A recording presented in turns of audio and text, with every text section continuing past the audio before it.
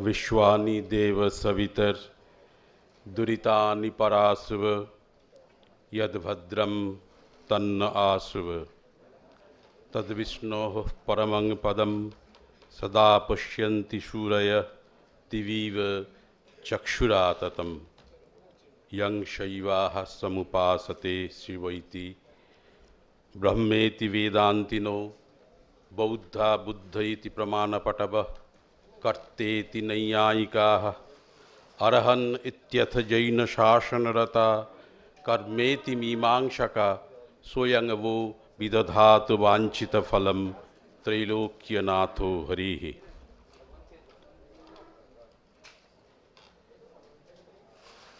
Learned delegates,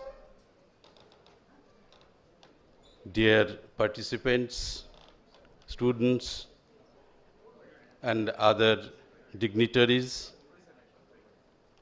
I am very much thankful to the authorities of Bharatiya Vidya Bhavan Bangalore branch and to the authorities of ISKCON Bangalore for inviting me to present a paper in this national seminar, national conference I should rather say, Veda Sangvada on Vedic literature. I have come from Bengal, especially Kolkata, and I am director of the School of Vedic Studies. And there also studies on the Vedas, studies and research on the Vedas are going on. So I am very happy to interact with the scholars of Bangalore and from other parts of India also. So I am utilizing this occasion to have some knowledge from the learned speakers and also to share my views in the topic. The topic of my lecture is concept of religious tolerance in the Vedas. In the intellectual tradition of the world, the Vedas occupy the first and foremost position. The Vedic texts are the storehouse of various knowledge relating to religion, philosophy, literature, history, sociology, science, etc. Dharma and Brahma, that is universal religion and highest philosophy in the true sense of the terms, are two principal subject matters of the Vedas. Dharma Brahmani Vedaika Vedye. The word dharma has its many connotations. It has mainly been described as duty, code of conduct, religious practices, etc. Sacrifices called yaga, homa, etc. have found a great place in the prayers, mantras and injunctions, brahmanas or vidhis of the Vedas. In the four stages, ashramas of Indian life, the major span of life is devoted to the learning and practice of dharma. Being dissatisfied with these boring religious practices, people, however, want to have a relief from these mundane activities and try to seek the ultimate truth or reality of the world. Here comes the significant role of the Upanishads, authoritative texts of the Vedanta, final teachings of the Veda. Upanishads preach sacrifices are incompetent boats to tide over the turbulent world sea. Plaba yete adridha yajna rupa in the Mundaka Upanishad 1-7. So Brahman or Atman is the ultimate truth, Satya, and the visible world is unreal, Mithya. But the role of the world cannot be denied until the Brahman is realized. Here lies the necessity of performing noble activities, that is dharma. These practices will facilitate purification of mind and body and will pave the way for realizing the Paramatman, which is Satchidananda, real, conscious and blissful by nature. In this course of man's journey from material state to the spiritual state, there are so many leaps and bounds. Individual person has its own identity by name, form, opinion, belief, practice, attitude, intellect, etc. In this connection, a Rigvedic verse from 10th Mandala comes to my mind. Akshanvantah karnavantas sakhayo manojaveshu ashama babhuvuh adadhanasa upakakshasha utve rada ibasnatva utve dadrishe. The translation is, the men of equal names and attainments, equally having eyes and ears, are unequals in their intellectual faculties. Some look like the tanks having waters reaching the mouth, some like those having water reaching the armpit, and some others like those having water fit to bathe in. The translations are from B.B. Chaube's work Vedic Concept. It is published in 1997. I have used some translation of some of the mantras in my paper from his book. These differences may lead to intolerance, conflicts, jealousy, predominance, fighting, quarrel, exploitation, etc. among individuals or groups of persons. Let us see some of the features of diversities reflected in the Vedas. Firstly, Vedic society was divided into 4 varnas: Brahmana, Kshatriya, Vaishya and Shudra. The famous quoted line from the Rig Veda, Brahmanasya mukhamasid bahu rajanya kritaha, etc. And 4 ashramas also: Brahmacharya, Garhastha, Vanaprastha and Sannyasa. You have heard about it in the inaugural session from His Excellency H.R. Bharadwaj. Because of these divisions, there was scope of showing hatred also in view of their status in the society and unequal opportunity. They lived in different states, regions, atmosphere, environment too.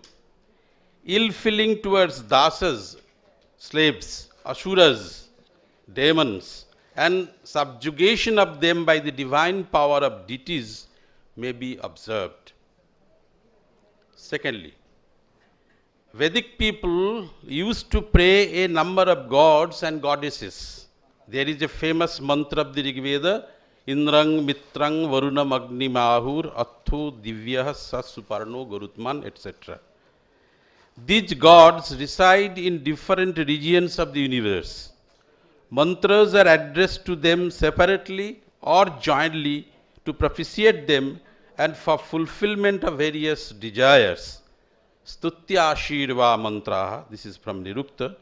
Also from Nirukta, Yatkama Rishir, Yasyang Devatayam Arthapatyam Icchan Stuting Prayungte, Tad Daivatah Sa Mantru Bhavati.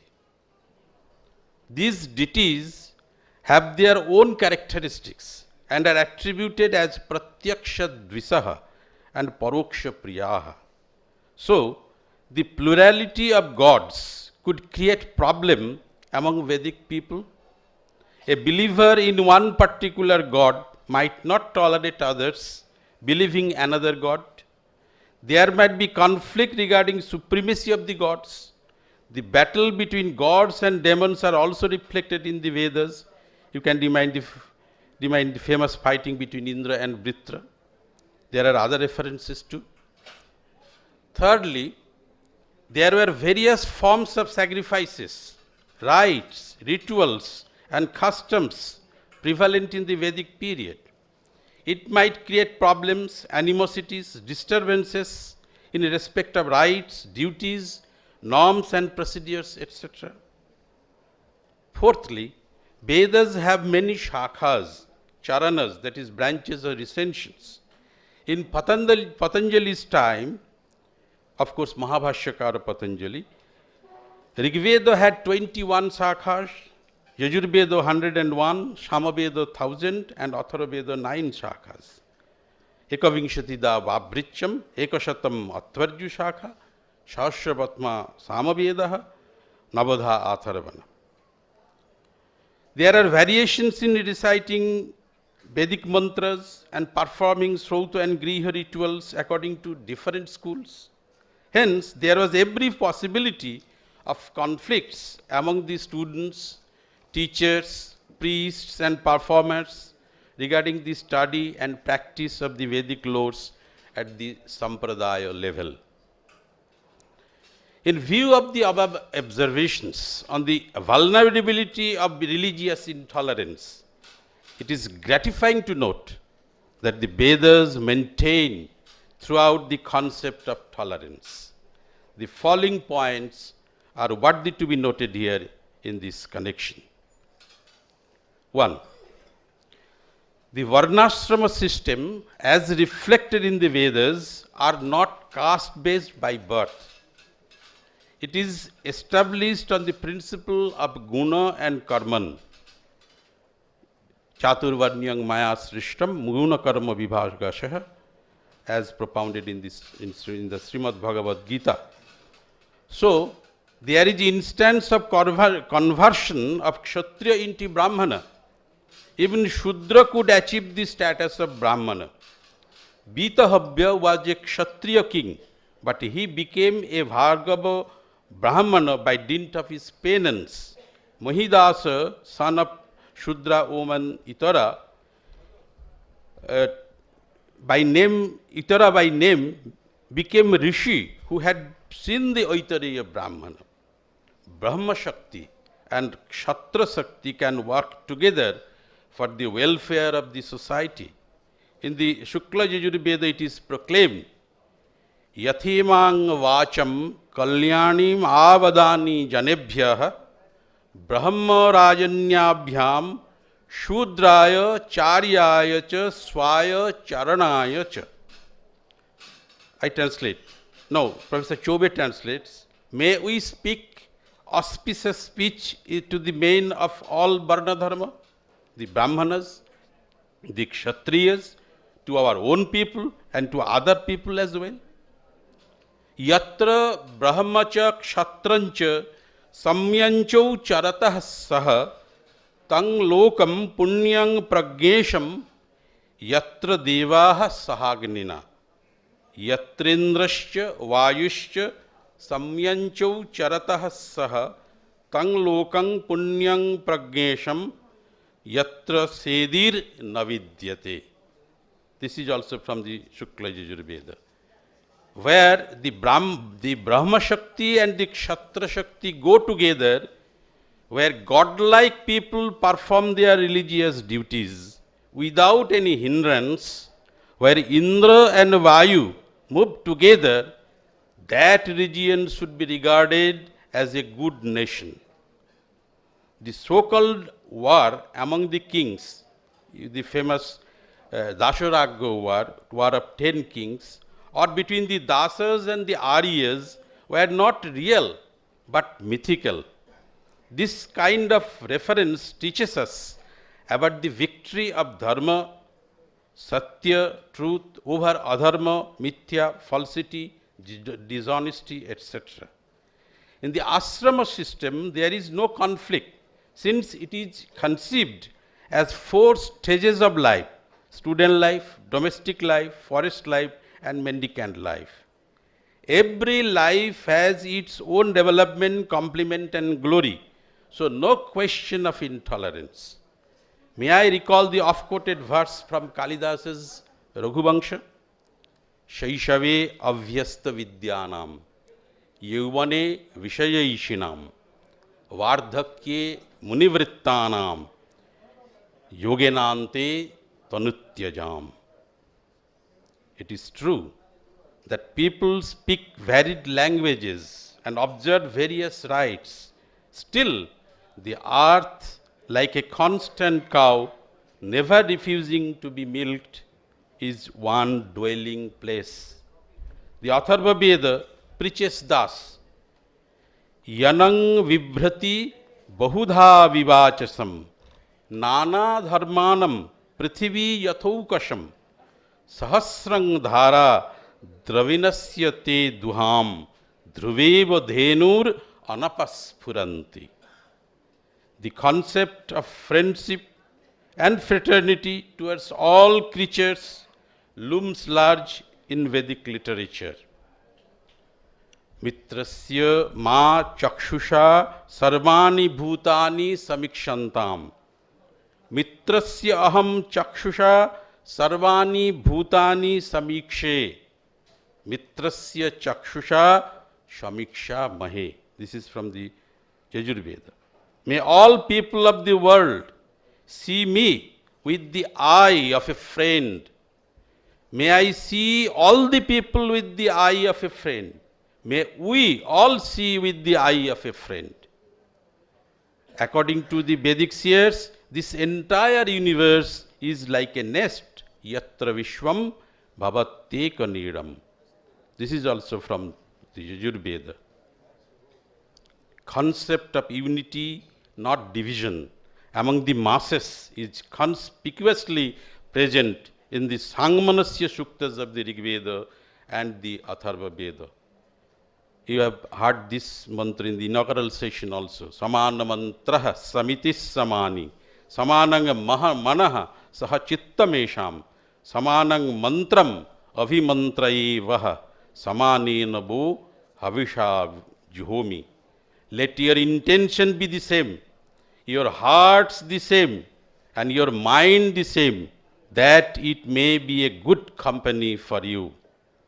And Jayasva antaschittino mani yaushta sangradhayanta sadhurashcharanta anno anyasmai valgu badanta etas sadhrichinan vas sangmanas krinomi. This is from the Atharva Veda. Having superior virtues in you, of alike intent, do not be divided. Accomplishing together, moving on bearing yoke of labor jointly, speaking lovely words to one another, came hither.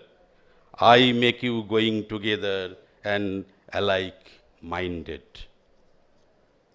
2. There is a reference to plurality of thoughts, but ultimately belief in God and all the deities are the manifestations of one supreme God has been nicely described in the Rig Veda, Ekam Shad Vipra Bahuda Vadanti, and by the Yajurveda, Eka Eva Deva Vibhabhuva Sarvam.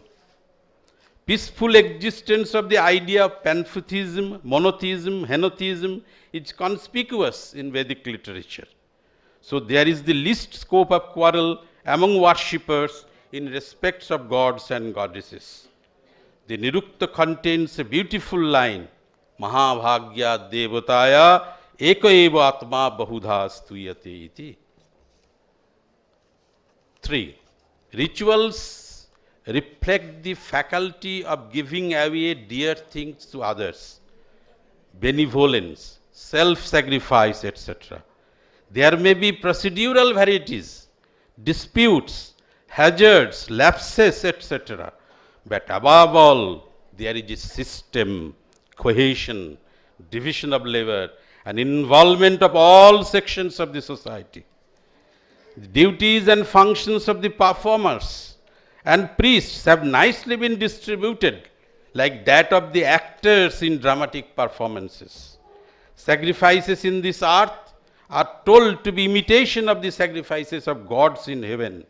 Yagyena yaggam ajajanta deva stani dharmani prathamanyasan tehanakanga mahimanas sachantra yatra purve shadhya santi devaha. The Vedic ritual functions like Praisha, Ashravana, Pratyasravana, Yajyanuvakyanuvachana, Ahuti, etc. are very much dramatically and suitably posed. The division of jobs of Ritvis are dilated upon in the following way. This is from the Rig Veda. Richangtva poshamaste pupushwan. Gayatram to gayati sakvarishu. Brahma to vadati jatavidyam. Yaggasya matrang bimimita uttvaha. Hence, there is no scope of disturbance or overlapping or rivalry. Each sacrifice has its own fruits, norms, procedures, models, etc. As a result, there is hardly provision of confusion. Everyone has to abide by the injunctions prescribed in the Vedas, and the ultimate is the offering of all to Brahman. Brahmarpanam, Brahmahavir, Brahma Agnou, Brahmana Hutam, Brahmaiva Tena Gantavyam, Brahma Karma Samadhina. Regarding the rights and duties of performers of Vedic sacrifices, there is restriction because Shudras and women have no right to perform Vedic rituals. Women, however, are not eligible to perform Vedic rites independently but can do so jointly with their husbands. The fruits of sacrifice will, however, accrue to both in equal share. So, no question of deprivation of women in real term. In the Vedic period, there was practical difficulty to give full right to women and Shudras because of their lack of learning of the Vedas and their engagement in other sort of activities and services needed to maintain the equilibrium of the society. Later on, right to observe Puranic and Tantric rites and rituals was extended to them. Stri Shudra Dvijabandhunam Traina Srutigochara Iti Bharatamakyanam Kripaya Munina Kritam. The scope of intolerance, therefore, among them was minimized. Fourth, Vedas are divided into various versions called shakas, different recensions called charanas, also called sampradayas, who are groups of preservers of the Vedas. But sampradaya was looked upon with utter respect as against the attitude of looking down upon nowadays. Despite different religious systems and customs followed by the sampradayakaras, frankly speaking, the feeling of tolerance reigned supreme in their mind. The cordial relationship of the teachers and students of Vedic lords has been promoted from the Vedic era. You have already known Sahana Babu to Sahabunaktu and Tejashvi Navadidamastu, Ma Vidvisa Bhoy, etc. Regarding eligibility of the students for Vedic studies, the goddess of learning Vidya herself tells to the teachers Brahmanas, Ashuyakaya, Anurjabe, Ayataya, Namabruya, Viryavati Tathas. Now it is evident that the above message of tolerance and fraternity from our great forefathers of Vedic period can enlighten us, especially to young generation, in the present critical juncture of culture, humanity and religious acts. The question may arise, what do we mean by culture? Stephen Fuchs said, I quote, culture is the sum total of man's ideas, customs, habits and explicitly as the totality of mental and physical relations and activities that characterize the behaviors of the individuals among a group collectively and individually in relation to natural environment, to other individuals of the group, to other group, to the world of the mind and to the supernatural world. Here I would like to give emphasis upon the socio-religious habits, customs and outlook with reference to different groups of people where hostility among them is scarcely present in Vedic period. With reference to the religious act of the Vedic people, the three characteristics of God, scriptures and moksha perfectly match. That is why universal nature of religion, not depending upon any particular, on the preachings of any particular person or sect, is superbly embedded in Vedic literature. Sangvanana or Sangyana, that is collective thinking, avoiding disunity arising from divergent views, is propagated in the Vedas.